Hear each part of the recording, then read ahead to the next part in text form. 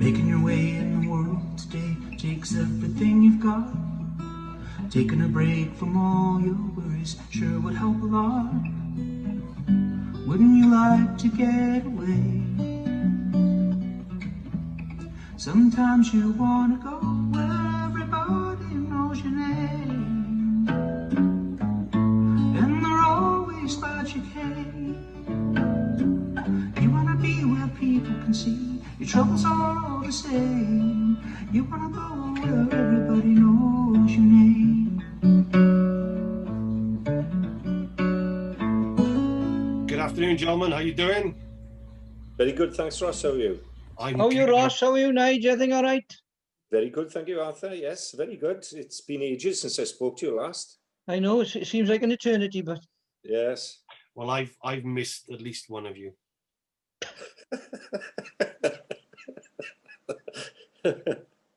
I got a funny story about that as well when you talk about that. Yeah? Yeah. Well, what did we cover last time? We did Aliens. aliens and sex dolls. Yes. Yeah. So, Dinosaurs. Dinosaurs, yeah. We got to get back to the dinosaurs at some point. But I just want to start you with this one, boys, because a lot of people are struggling financially at the moment. And again, just if people are tuning into this one, we are continuing our truth versus fiction mini-series that we're doing here on Authors. And we've got obviously the usual crowd here, Arthur Cole and the illustrious Nigel Williams. But yeah, so a man has finally had a coin removed from his nose after it was stuck for more than half a century. So a 59-year-old Russian guy, when he was 6, he wedged a coin up his nostril and he was too scared to tell his very strict mother. And then he forgot it was there. So as you do. As you do. So he managed to get through 50 years. And it was an old piece of coin. It was from the old USSR currency, so I'm not sure if it's worth anything or not. But inflation. It could be inflation. Yeah, it could be when there was swelling. Yeah. And yeah, it was wedged in his nasal cavity, and it was a 1 kopeck coin. Ooh. And 53 years later, he had it removed. So what do we think of that one? That's wow. not. Well, I've had a blocked nose, but never quite like that. So there's no change, is there? Or?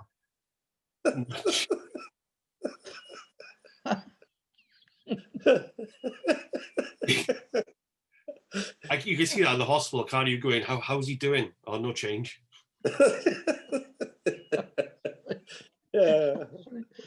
Yeah, he's a very lucky man then, isn't he? You know what I mean? But to go 50 odd years with half a crown up your nose, like, you know, there's something drastically wrong there, isn't it? Half a crown.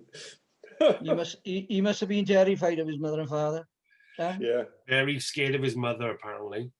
Ooh, I bet. And, I can imagine. You can imagine, can you? 60 years ago. Was it her kopeck? Yes, 1 kopeck coin. So incredible. So incredible. It was worth around 1 penny at the time. And it doesn't say if it's worth any more now. You're talking about insertions in the body, like, you know what I mean? Right. Oh God. I could tell some stories. But I read a while ago a similar thing about a young lad from, I think he's from down Carmarthen way. I think he was about 6 or 7, and he was deaf in 1 year. And obviously they'd taken him to the audiology, and he had a hearing aid and all this thing, and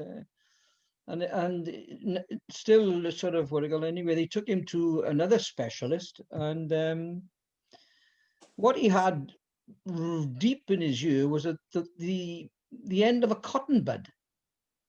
You know, they're like the woolly cotton bud.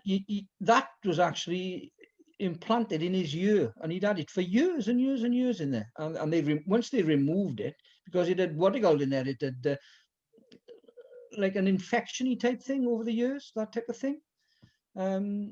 So when you go about that bloke with up his nose, you mean, I can imagine this young lad, 6 or 7, who can't hear, hasn't heard for years, like, and then the simplicity of it is he's got a end of a cotton bud up there in his ear. So yeah, it's insertions in the body. We could go on for God alive. You speak to any casualty doctor or nurse, right, about insertions in the body. Frightening. Well, I think the first thing I need to do now is translate Welsh people to anyone who isn't Welsh watching this. So when Arthur says year, he means ear. When Arthur says year, he means 12 months worth of time. And when Arthur says year, he means actually being able to hear something. So just for the non-Welsh people that might be watching this. Subtitles we need, I think. We need subtitles. Oh yeah, translate him. We need somebody in the corner translating. I mean, that's the kind of thing I think that Russ Geraghty would write about, but the coin would be cursed or something. That's right. Oh yeah, definitely.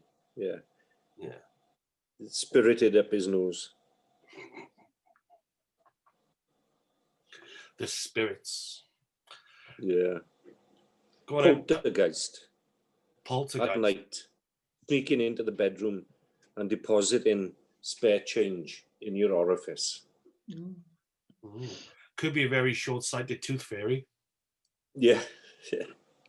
It's like you go back to writing and plots and stuff, and with this pandemic, and you were both avid readers, aren't you? Ross is an avid cinema. You know what I mean?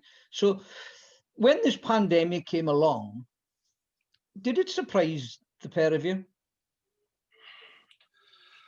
Bearing in mind the books you read and the films you watch.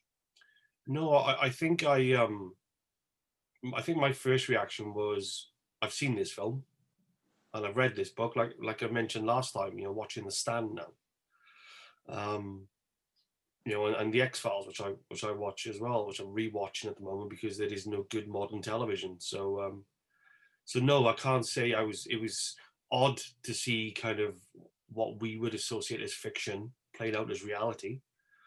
I don't think any of us, I mean, I don't know about you, Nigel, but I don't think any of us expected to have to live through something like this, a pandemic of this kind. No, I remember watching War of the Worlds, was in 1960s version with Rod Taylor, the Australian actor, I think played the lead. 56. Is that right? Yeah. 1960-ish. And I always felt it was a bit of an anticlimax when the aliens died from the common cold. And it's strange how I remember somebody saying that we are more likely to end as a race from an infection than a world war. And it's spookily close to it at the moment. I'm not saying that it's as bad as that, but it is for the families who've lost loved ones, that's for sure. It's the end of their world, especially through something like this, it's just so sickening to see it. But good fiction is so close to reality anyway. Yeah, it is. Isn't it? The War of the Worlds, I mean, definitely one of my favorite films you're referencing there. I mean, incredible Technicolor film, based on probably one of the greatest works of science fiction ever written, and has been reinvented so many times. There was the series V in the 80s, with Mark Singer, Jane Badler, early 80s, which was a reinvention of that. Independence Day was a reinvention of that. So that story of our, demise then as a species, I think that's the thing that kind of kicks our arrogance a little bit. Because we are arrogant as a species. I think we believe we are superior. We believe we're top of the food chain. I mean, what a lot of the news stories that annoy me are shark attack news stories, right? The fact that they call it shark attack annoys me, because if sharks wanted to eat us, there would be a lot more, right, than there is. really all they are, they're probably more like accidents, to be honest. I don't think any shark really wants to eat a human being, but we dress it up as attacks because it plays on our fragility, and we don't feel we are the dominant species, you know, because there's a big fish out there, right, that can take us out. You know, that's why Jaws was as successful as it was, because it instilled that real fear. So we're not the dominant creature at all, and a lot of our arrogance and a lot of the ways we've treated the planet, I think, comes down to that sort of behavior. And but then we were talking about the news as well last time, and you know, and what I said about the news, I mean, they are just spreading fear, right? But truth and fear, I mean, you know, they are similar things. But then, you know, Nigel, I mean, I think you mentioned the fake news thing, you know, last time, and you know, we laughed at the man in the White House, right, when he first took the White House, and he talked about fake news and you know, and all the sort of, you know, context around that. But actually, it turns out he was probably right. That, you know, there is so much fake news out there, and maybe it's the invention of 24-hour news. There's definitely an appetite, I think, in media and reporters to be first, not to necessarily be right, but to be first. And I don't think they take into account the carnage that they can inspire by dropping information that hasn't been, you know, completely researched or verified. reviewed. So that's kind of that misinformation thing that I think we took for granted last time. You know, it's probably the reality of it. Whether it's intentional or not, I can't say. Yeah. And the thing with the news today, it's repetitive. Like it's gone very American-y, where, you know what I mean, you put the news on 9 o'clock in America, and you'll have like 25 minutes of then you go to a commercial break, then you come back on, and it's 25 minutes the same thing, and it's continuous. And we've gone like that, you know what I mean. When you used to watch the news years ago, something would come up, 2 or 3 things, and that would be it. Tomorrow then you're something different. But now it's repetitive, and that's why I think it does, especially the last 12 months, because there's always been constant statistics of people dying, of people this, of people, and it's constant, and they go on about people's mental health, and they are part of the problem to people's mental health. Nigel, with his students, Nigel will tell you, it's like any industry or any occupation. If you've got 10 individuals, you don't have to worry about 6 or 7 of them. They just carry on and do what they got to do. And then it's the minority then that are sort of swept along, you know what I mean? I talk about the police force and nursing and doctors and all this type of stuff, and teaching. We become a nation of, what's the word I'm looking for? I'm trying to think of the word where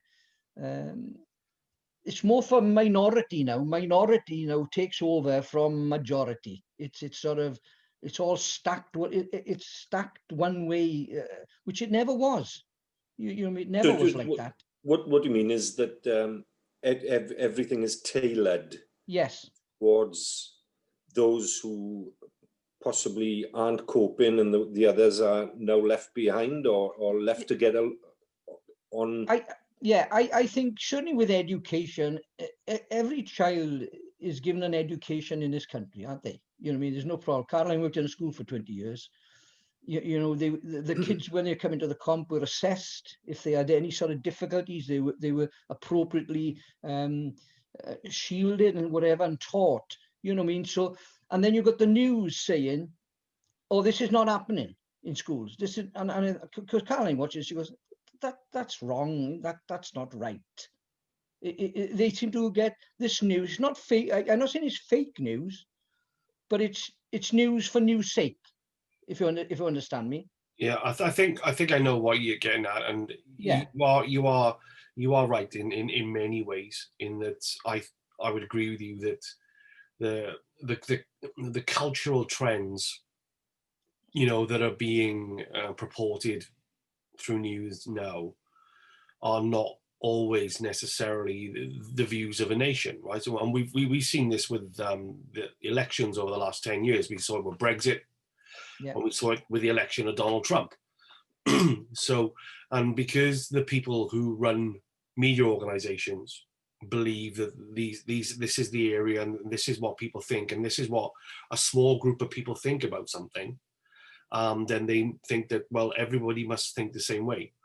And that's probably what's leading to, you know, the probably what feels wrong. We've seen it in the UK now with people's, you know, with the BBC, with a number of people cancelling their BBC licenses and things like that because the BBC don't represent them anymore, is how they feel.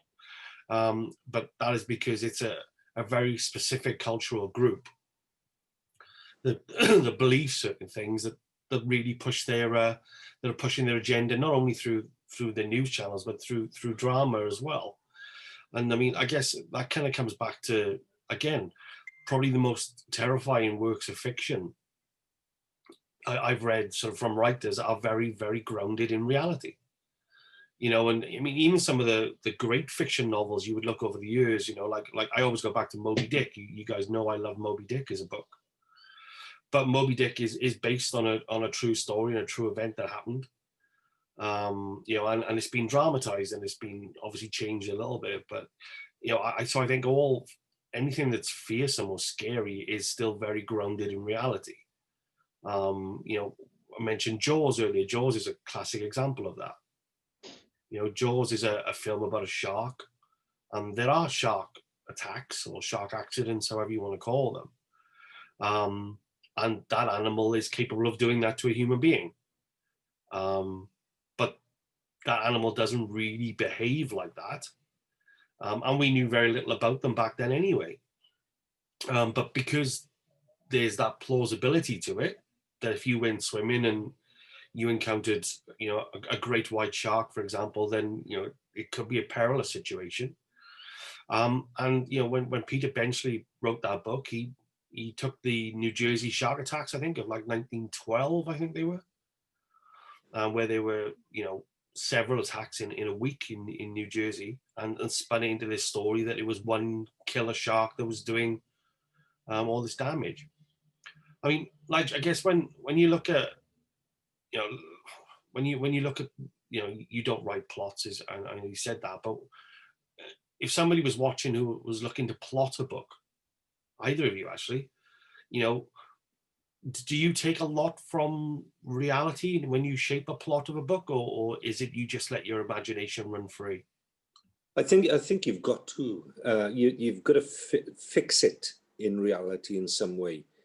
You know, with Jaws, the example that you just gave there. Now, the reality is that there are sharks. The reality is that they do sometimes kill people. Yeah.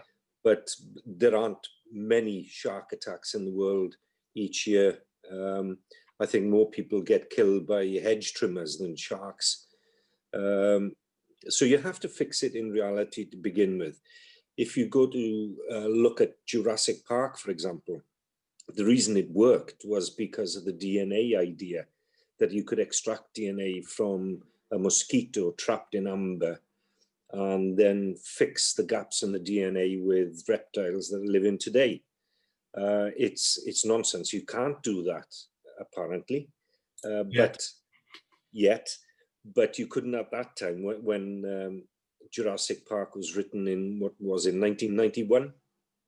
At that time, I think I read it in 1992. Actually, I read it while my wife was giving birth to our first child. It's a great book. It's a in really, the delivery room. Really good book. Really. Yeah, it is a cracking book, and but there is some element of reality to it. You can read it and you think, okay, DNA. We all know a little bit about DNA. We know that they can extract DNA from things in the past. And so that there is a thread of truth there.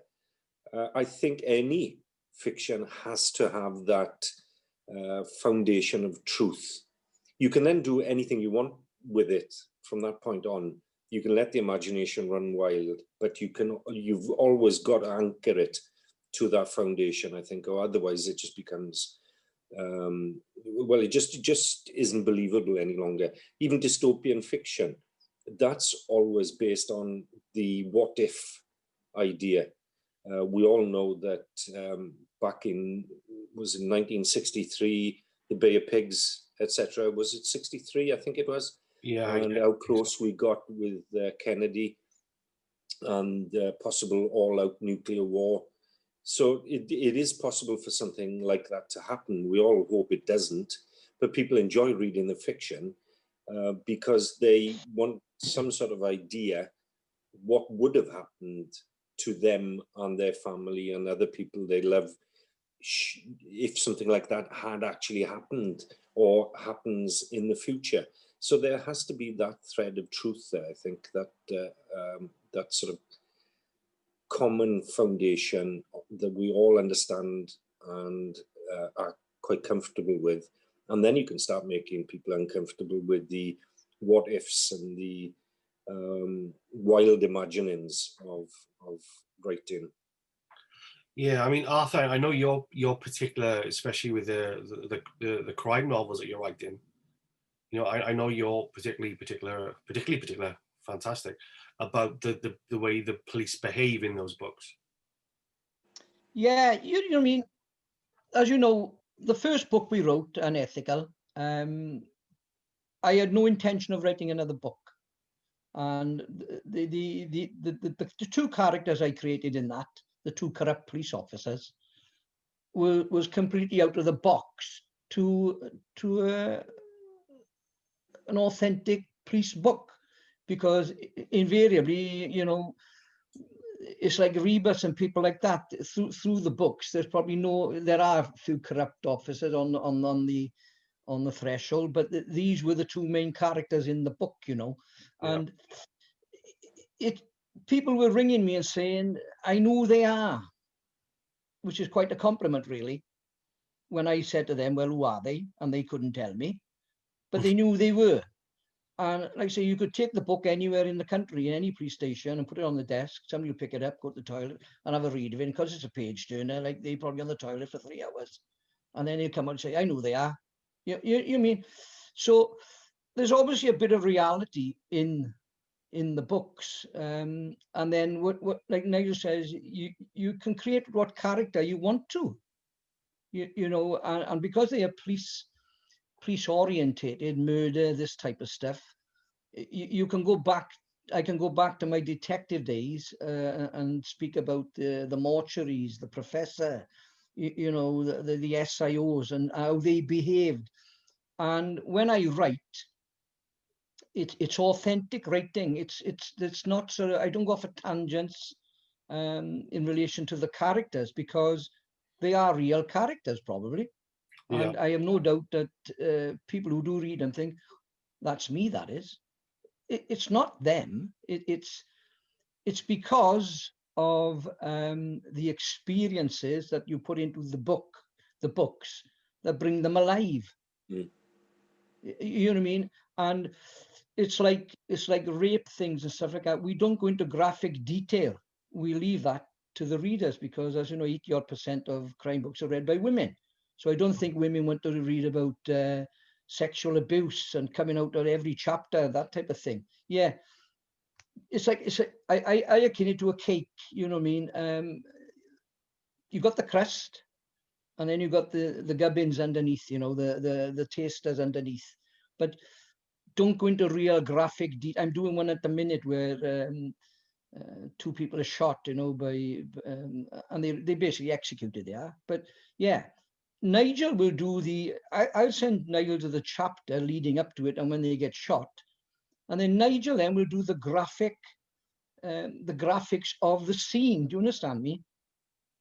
Yeah. Of the scene, because I could write it, but it'll be horrendous. You know, it's people reading, but Nigel will sort of do it in a subtle way, and I think that's the way you bring reality to it. Like Jaws is different.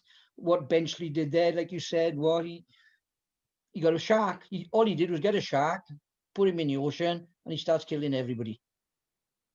and then he leaves it to the imagination and the music again. The music, you know, that, you know, you take the music out of the film, and the film wouldn't be the same. Well, No, no, it's true. there's a story in there about where they showed the film without the music. Yeah. And when Spielberg had first cut it, and No, had didn't very work. little impact at all. It's like How Green Is My Valley, one of my favorite films, right? Was never shot in Wales or anywhere. It was done in America. Yeah. The whole scenes are in America, the village, etc. But you speak to people and they go, "Oh, that's what it's like up the Rhondda Sea." Well, it's, yeah, probably, because it's in the mind, isn't it? It's all to do with the mind. That's all it is. Visuals, music. You know that yourself, Ross. It's like you say, you take the score from Jaws, like a silent movie, just to speak in, and you think, ooh, where's the tension? Like, you know, where's the tension? There's no tension there, is there? No. It's very, very, very clever. The music is very clever in Jaws. Well, I mean, for most of Jaws, the music is the shark.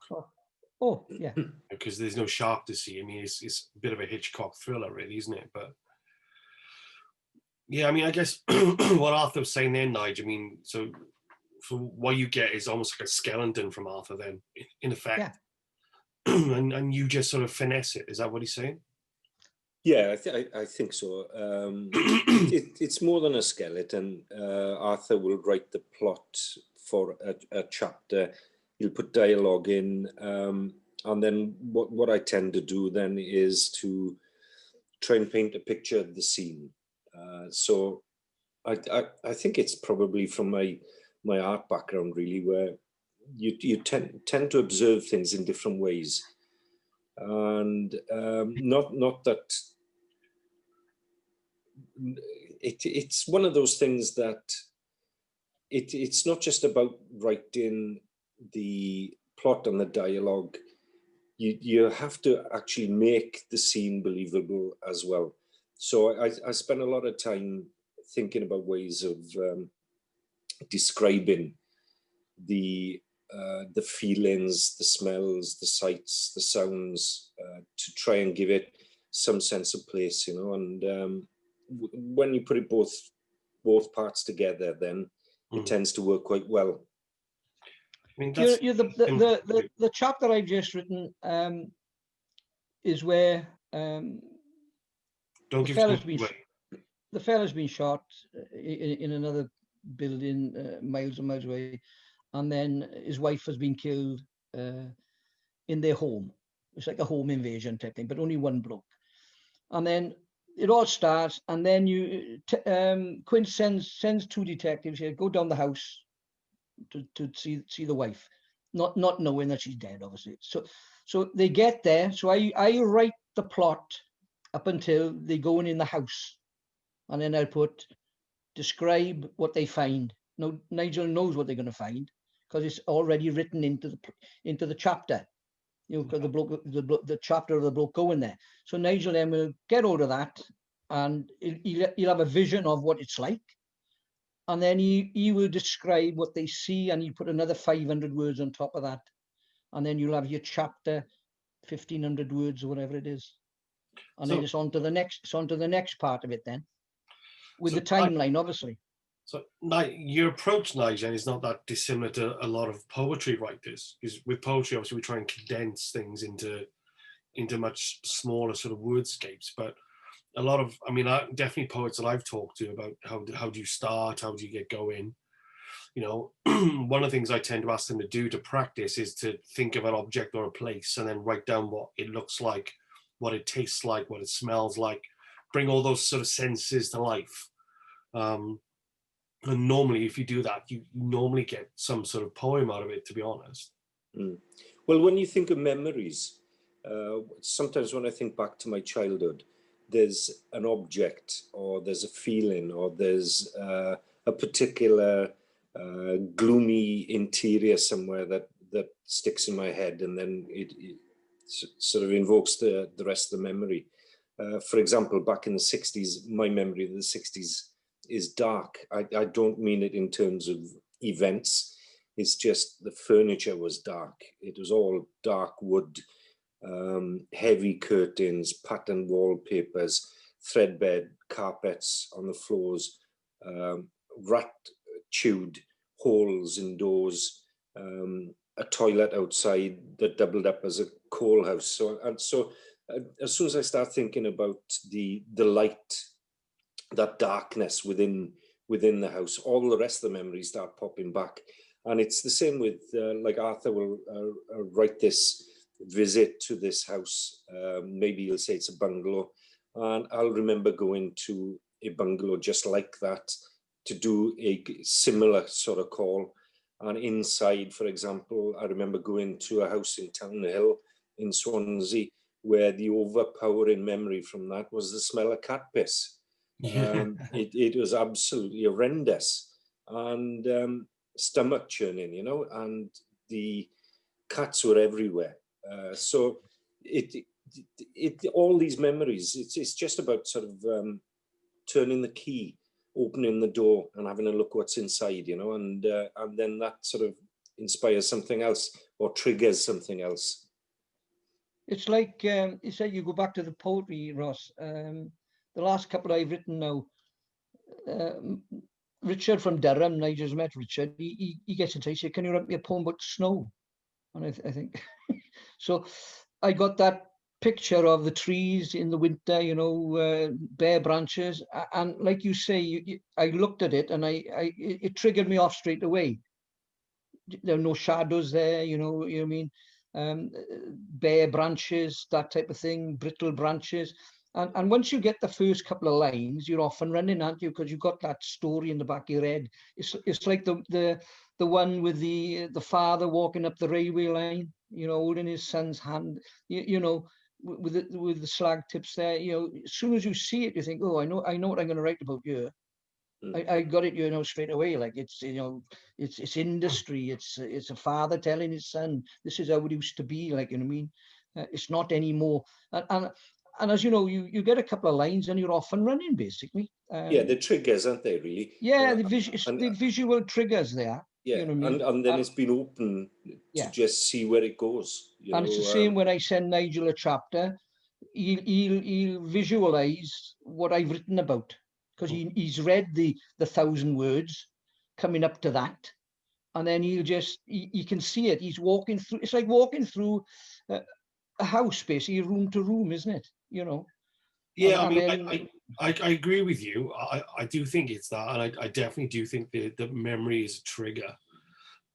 But what I would probably throw back into the conversation is I actually think it's more than that, because I think to look at any landscape or to look into any room, that we project so much of our personality onto that room through that memory, because memory is subjective, right? It really is. So it could be a simple object, it could be a vase, it could be a guy walking up a railway track with his son or snow. But I think the difference probably with the writer, rather than somebody writing a factual description of what they're seeing, is the personality of the writer that projects onto that subject matter. And I think that's what changes it. That's probably why we're all different in many ways. Yeah. Yeah, I think that's right. Well, if we were all the same, there'd be no point in writing, would there? Well, you're the guy who wanted to get cloned by aliens last time we spoke, so. I can see me up there now, in lights, you know, in the universe, you know. Dream on, Arthur, dream on, but it could happen. It could happen. Yeah, it could happen. Right, guys. Well, we got about 5 minutes left, so I'm just gonna let's have a look at this one. This was one of my favorites from last year. We have mentioned the Donald a few times, but I love this one. Was that when the Donald Trump campaign held a press conference? I was just going to say that one as well. We were looking at the same site. Over to you. It's not the hotel. No. It's not the hotel, is it, boys? Oh. Yeah, well. Oh. It's the conference in the car park of a garden centre. That's the one, yeah? Yeah. It was due to be held in a 4-star hotel in early November, but ended up at a different Four Seasons. That's right. Four Seasons Total Landscaping was trending online after Mr. Trump's lawyer, Rudy Giuliani, held the event in the Garden Centre's car park. That's right. The outgoing US president was due to meet reporters after tweeting that there'd be a big press conference at the Four Seasons in Philadelphia. However, the luxury hotel soon responded on Twitter saying, to clarify, President Trump's press conference will not be held at the Four Seasons Hotel in Philadelphia. It'll be held at the Four Seasons Total Landscaping, no relation with the hotel. And that just about sums up the Trump. But let's be fair. Biden is in bed with the Russians, right? And they did that. That's fake news, ours. Fake news. I think. Donald approved that. You know, they were behind that. Well, I mean, I think I loved the fact that the Garden Centre car park was either in between or right beside an adult bookshop and a crematorium. Yeah, that's right. Yeah, the adult bookshop, I saw that. Dead and alive. Dead and alive. Again, that's the thing, boys. This is what it's all about. You can't write this stuff, right? You can't write it. You can't write it. You can't. You can't write this. Fucking unbelievable. How about the snails? I've been meaning to tell you about the snails. Well, you've probably seen it on the same thing anyway. But in November, Jessica Noyce, who runs a snail farm, suggested they'd be perfect as pets. Hell of a job to get a lead on them, apparently. But she said they really are a great pet for children and adults alike. They're very therapeutic to watch, and they glide around their tank. I didn't realize they had tanks. But anyway, where are we? They're quite easy for kids to handle. They don't suddenly jump out at you or jump off you.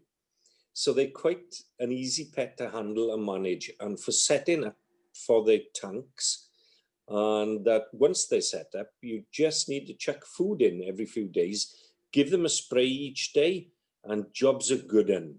Spray of water, I wonder. So they're quite low maintenance in that way, she goes on to say. As she opened her eyes as to their diet, explaining most people think they're vegetarians, but they're not. They're actually omnivores. But the majority of their diet is fruit and veg, anything from the fruit and veg family, except the onion family or the citrus family. But they also need meat twice a week, which you can give them in the form of fish flakes and raw eggs, or raw chicken, or raw mince, or even raw steak if you're feeling extra generous. What about raw snails? Yeah, well, I wonder.